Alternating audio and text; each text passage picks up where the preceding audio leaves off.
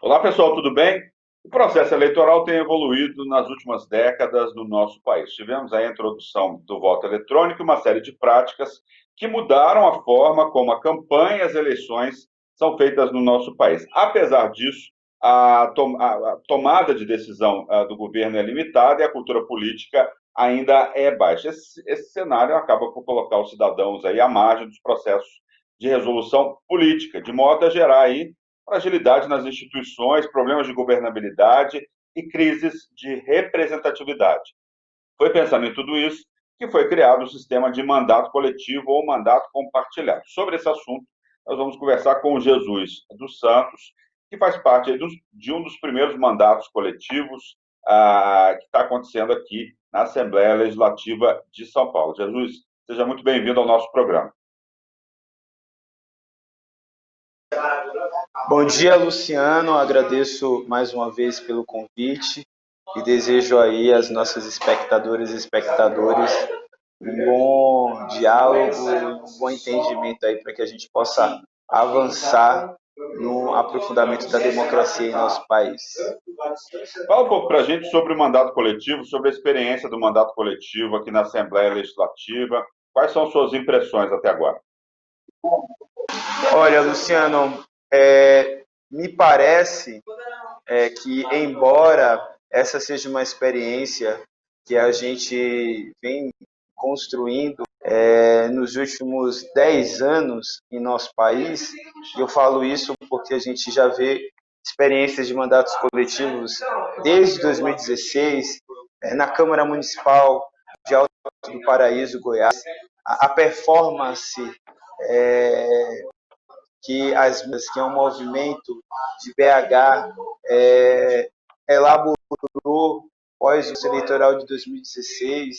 Em 2018, a gente aqui na Assembleia Legislativa do Estado de São Paulo, as juntas na Assembleia Legislativa do Estado de Pernambuco, reforçam, no meu ponto de vista, a volta de uma cultura política que a gente, inclusive, observa lá nos finais dos anos 80 e início dos anos 90, quando movimentos sociais se juntavam, debatiam, formulavam e, naquele momento, escolhiam, dizer assim, entendiam quem era ali dos seus militantes, dos seus membros que estavam naquele momento mais a fazer um enfrentamento no legislativo.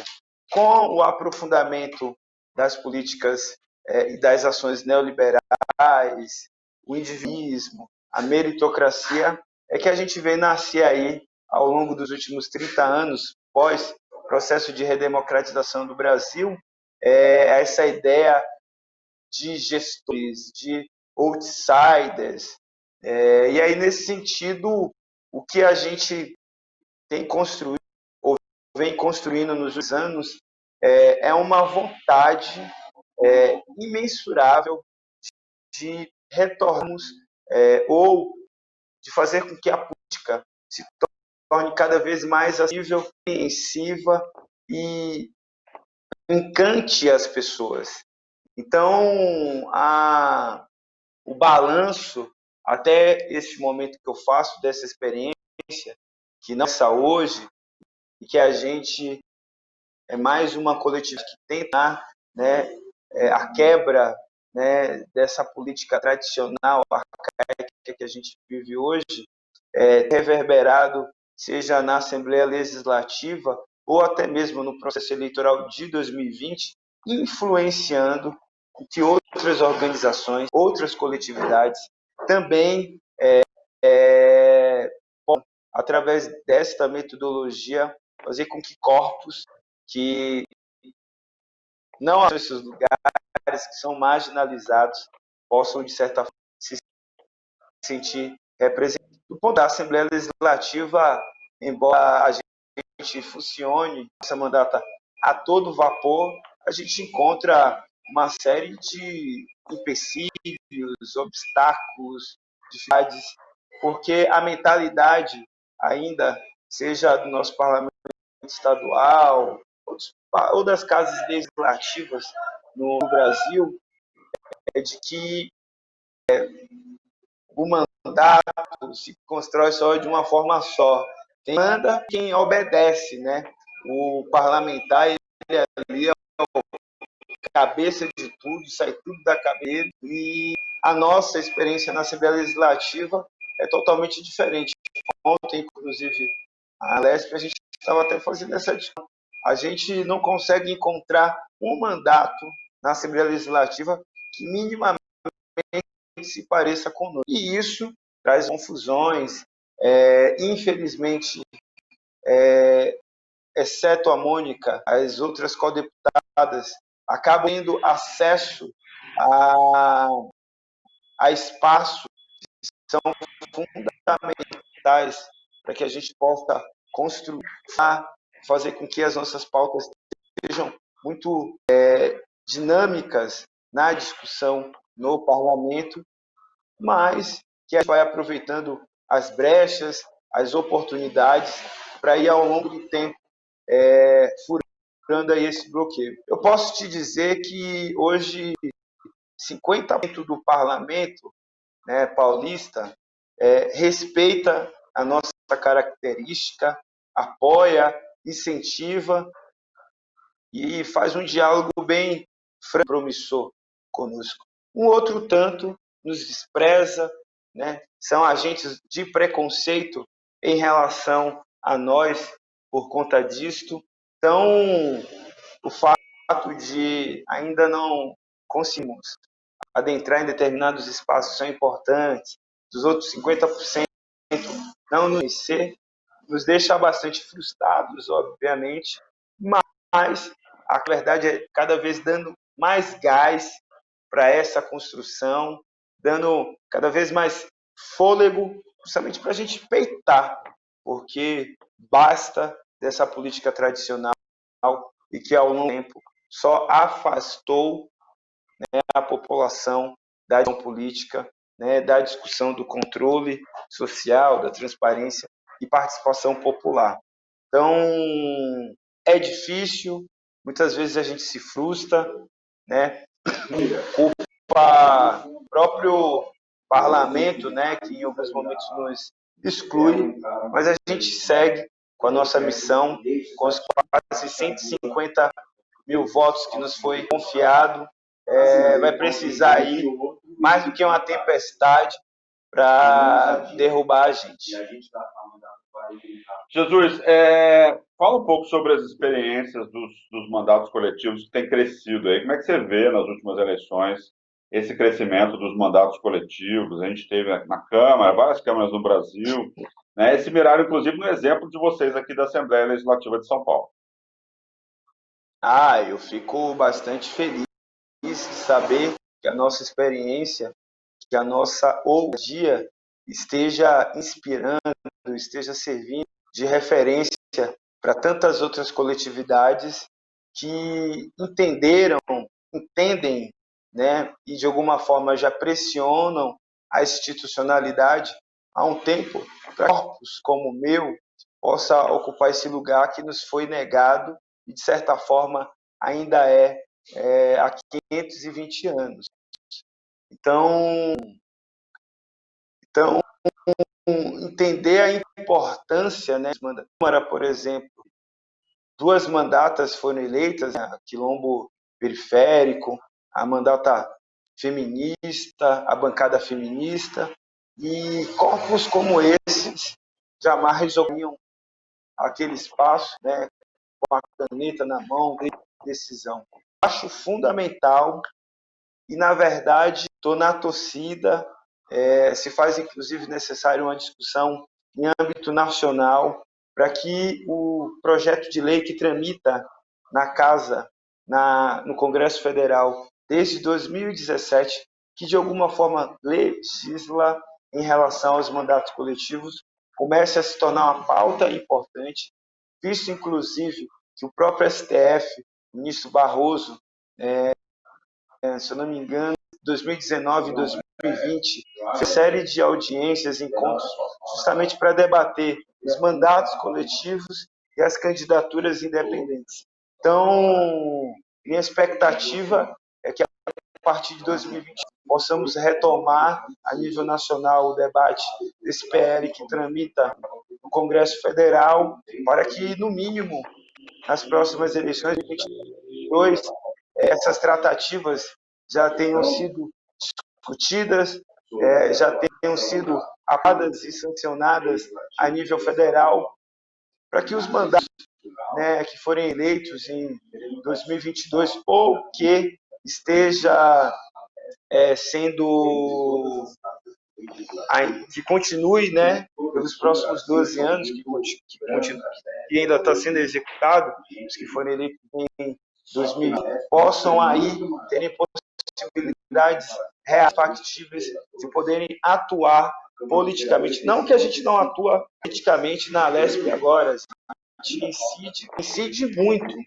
mas a regulamentação de tal fará inclusive com que essa ação seja democrática, mais visível e mais potente. Jesus, como é que você avalia o crescimento aí dos mandatos coletivos? Você acha que é uma das principais mudanças que aconteceram nos últimos anos, em termos de mandatos legislativos? Veio para ficar? Vai ser aperfeiçoado nas próximas décadas? Como é que você analisa os mandatos coletivos?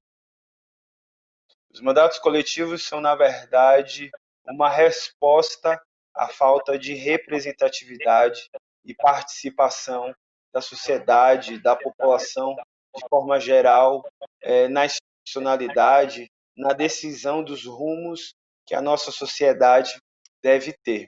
E, nesse sentido, eu particularmente acredito e reverbero, em conjunto com outros ativistas, a necessidade dessa ser uma pauta, já que tramita no Congresso Federal um projeto de lei que regulamenta tal atividade.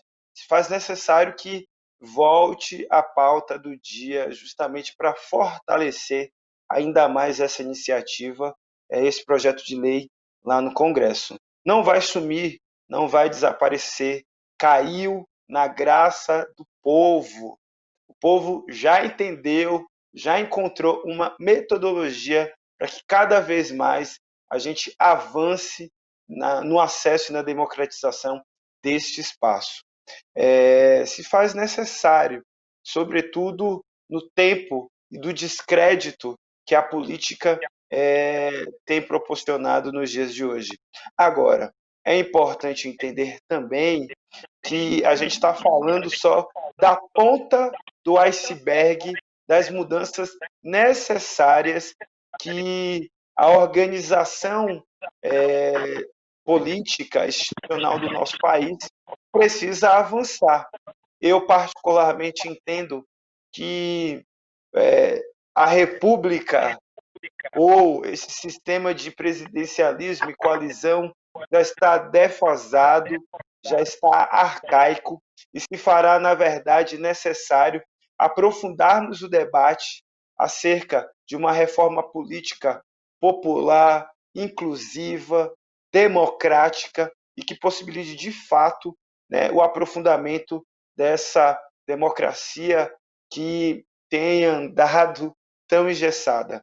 Aprofundarmos em torno de uma democracia participativa será fundamental para que a gente aí continue caminhando para que a sociedade brasileira cada vez mais se desenvolva e possa aí mitigar, erradicar, né, as latentes desigualdades, sejam elas raciais, de gênero e social, que tanto nos afligem. Você defende aí uma mudança, por exemplo, do presidencialismo para o parlamentarismo, um outro sistema? O que você defende? Sim, sabe por quê? Na minha visão, na minha opinião, o parlamento, ele, ao longo do tempo, deixou de cumprir a sua função principal, que é fiscalizar, né? Além disso, produzir um conjunto de leis que, de fato, né, caminhem para a resolução de problemas que são crônicos e está aí há muito tempo. E, na minha visão, parte ou na sua quase que totalidade das casas legislativas do Brasil, se tornaram, na verdade, correia de transmissão do executivo, né? Pouco se aprova leis de parlamentares. Eu, particularmente, acredito ao sistema vigente uma falta de inoperância pelo processo de dependência, embora os poderes são independentes, mas ao longo do processo da história, né, da República, que após o processo de redemocratização, para mim tem se esvaziado cada vez mais o papel, né, dos poderes, sobretudo do legislativo, e por isso se faz necessário que a gente possa caminhar para outras experiências, né? E nesse sentido, o parlamentarismo que, né, há 20, 30 anos atrás foi ponto de discussão, inclusive de um plebiscito nacional. Pois é, você falou aí em parlamentarismo, né? Nós tivemos aí alguns momentos de curtos, né? Poucos e curtos momentos de parlamentarismo no nosso país. Experiências aí, a gente teve lá antes do golpe de 64, uma experiência curta, teve essa votação que você falou aí em 92, se eu não me engano, que o parlamentarismo ficou em segundo lugar, perdeu para o presidencialismo, né? Tinha também a monarquia nessa história, no plebiscito, e a gente vê outros países, principalmente países europeus, com experiências interessantes aí em termos de parlamento. A troca, por exemplo, do mandatário máximo, que nesses lugares é primeiro-ministro, ela é menos traumática, né? A gente já teve 2 processos de impeachment, que são processos extremamente traumáticos, que causam aí danos, inclusive para a economia, perda de empregos, né?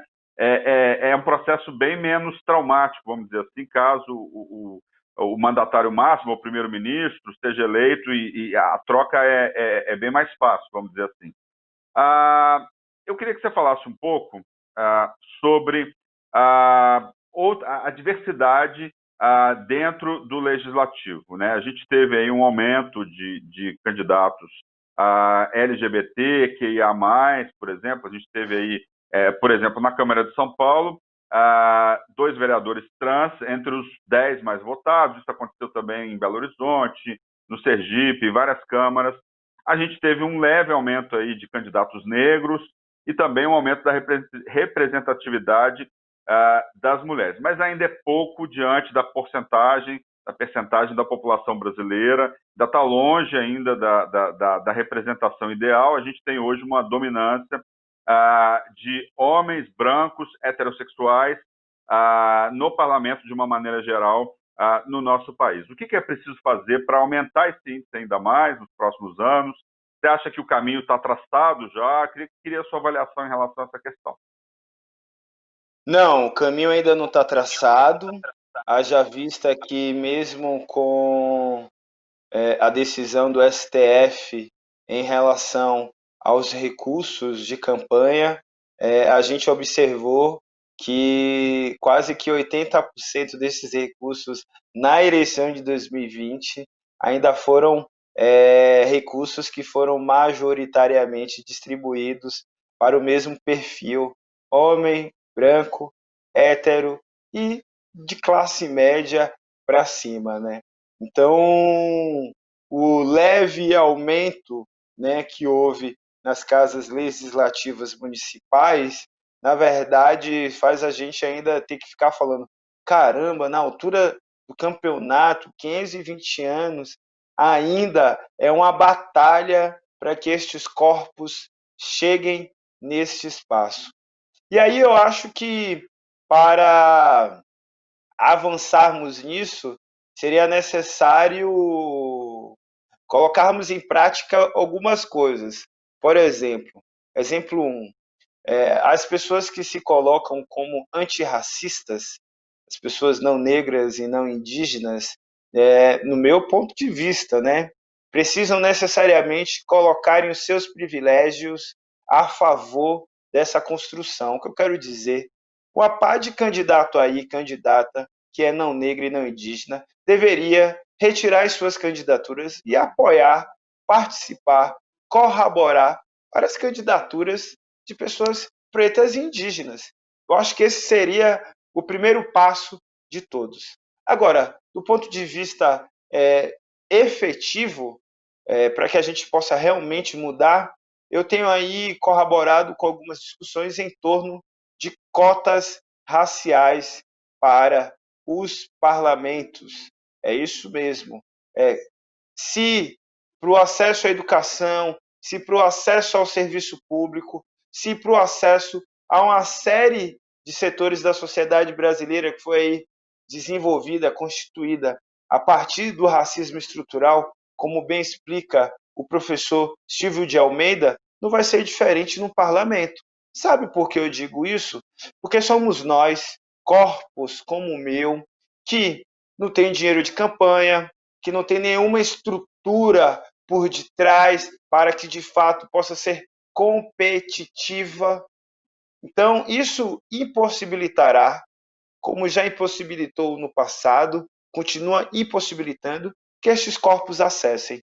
Então, se faz necessário, e é por isso que eu entendo que é urgente o debate de uma reforma política, mas que seja pautada pelo nosso campo, né? Obviamente, a inclusão também de cotas de proporcionalidade na ocupação aí do parlamento e dos executivos em nosso país. Como é que você vê essa política de cotas no nosso país? Assim, a gente vai falar um pouco sobre essa questão das universidades, que iniciou lá no início que começou lá no início dos anos 2000. Você acha que essa política ela é bem sucedida e isso no parlamento também vai causar a mesma o início de uma possível inclusão de toda a diversidade de uma maneira geral dentro do parlamento, coisa que hoje pouco existe? Olha, quando a gente entender que o sistema de cotas não é um processo de exclusão, e sim um processo que, inclusive, chega aqui tardio, né, em nossa legislação, porque quando a gente observa outros massacres, outros holocaustos que aconteceram no mundo, os processos reparatórios vieram logo em seguida. No nosso caso, só veio a acontecer há 100 anos, né, depois do fim da tal escravização. E por que eu digo isso? Porque só a Constituição de 88 garantiu acesso universal a todas e a todos, né, sejam pessoas alfabetizadas ou não, à educação, à saúde, né, e isso veio atrasado. Então, a gente tem uma parcela da nossa sociedade, né, que enquanto uns estão lá na frente, porque tiveram ao longo do tempo privilégios, facilidades, né, favorecimentos, uma outra está lá atrás porque foi desfavorecida, porque foi passada para trás, porque passaram a perna, porque construíram um muro e nos acorrentaram. Né? Construíram um muro bem na nossa frente para que a gente tivesse uma maior dificuldade de ultrapassar essas barreiras. Então, quando a gente entende que o sistema de cotas não é nada dado de graça, não é uma benéfice, né, do ponto de vista, vamos mudar isso aí para esse povo aí, calar a boca, sabe? Significa, na verdade, e que se faz fundamental entendermos que o sistema de cotas, na verdade, é um processo reparatório, como aconteceu em outros tantos lugares e que, inclusive, ninguém nunca questionou isso, certo? E, inclusive, quando a gente entende que para uma sociedade desenvolvida, as pessoas precisam estar no mesmo parâmetro, na mesma página do livro, é entender que se a gente não acelerar esse processo, sem sombras de dúvidas, a gente continuará aí reproduzindo uma sociedade desigual, né, que foi e que é responsável, inclusive, pela morte, pelo genocídio e pela tristeza de inúmeras famílias. A lei de cotas, o sistema de cotas, sobretudo na universidade, fez com que, né, diversos, né, que muitas pudessem ter acesso à universidade. Inclusive, hoje, a produção literária, a produção teórica, acadêmica de assuntos, né, que antes e que são, de alguma forma, relacionados aos povos africanos, aos povos afrodescendentes, às comunidades indígenas, passam a se reverberar, né, nos últimos 20 anos, que é quando estes corpos começam a ocupar a universidade, a produzir esse conhecimento científico, acadêmico, e entende, caramba, a história do mundo não é a que me contaram, tem muito mais coisa aí que precisa ser desvendada e precisa ser publicizada.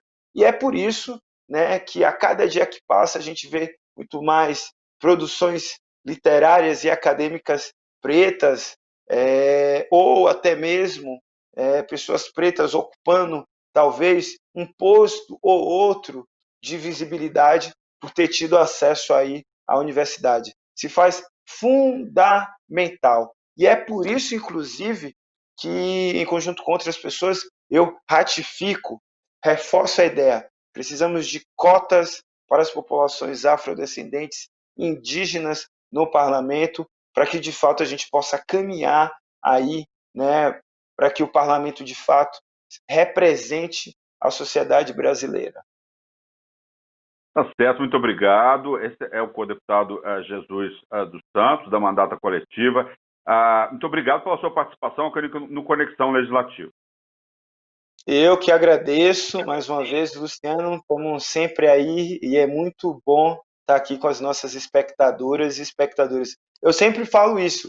Gente, vocês que estão assistindo, vamos apoiar a TV Alesp, a Rádio Alesp, porque é um sistema público e melhor que o Jornal Nacional, só as audiências que são transmitidas ou os plenários que são transmitidos, né, em nossa rede pública de televisão. Então, assistam, façam, compartilhem, façam com que outras pessoas assistam, compartilhem aí, que é muito importante a gente fortalecer a rede pública de televisão, né, da Assembleia Legislativa do nosso estado. Tamo junto e quando passar esse processo aí de pandemia aí, que todo mundo já tiver vacinado, voltem para a Assembleia, vão lá no nosso gabinete, que será um prazer recebê-las e recebê-los.